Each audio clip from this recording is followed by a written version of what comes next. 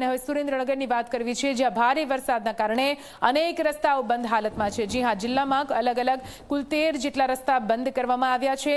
Causeway પર પાણી ફરી વળ્યા છે, રસ્તાઓ બંધ કરવામાં આવ્યા।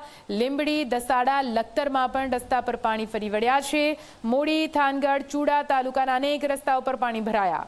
લોકોને જોખમી રીતે અવરજવર ન કરવા માટે તંત્રએ પણ અપીલ કરી છે, કેમ કે કોઝવે પર રસ્તા પર પાણી ફરી વળતા રસ્તો ક્યાં, કોઝવે ક્યાં તે જોવું પણ મુશ્કેલ ભર્યું થઈ જતું હોય છે। તેવામાં વાહન આ રોડ પર હંકારવું તે જોખમી સાબિત થઈ શકે છે, જીવલેણ સાબિત થઈ શકે છે। એટલા માટે જ હાલ તો આ રસ્તાનો ઉપયોગ ન કરવા માટે, સાથે સાવચેત રહેવા માટે લોકોને કરાઈ છે અપીલ।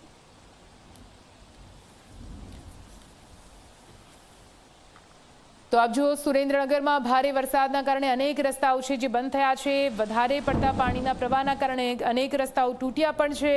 કોઝવે પર પાણી ફરી વળતા પણ રસ્તાઓ બંધ હાલતમાં છે અને એટલા માટે જ લીંબડી, દસાડા, લખતરના રસ્તા પર પાણી ફરી વળતા લોકોને આ રસ્તાનો ઉપયોગ સાવચેતી સાથે કરવા માટે અપીલ કરવામાં આવી છે। દ્રશ્યોમાં પણ આપ જોઈ રહ્યા છો, આપ જુઓ કેવી રીતે ધસમસતો પ્રવાહ આ રસ્તા પરથી પસાર થઈ રહ્યો છે।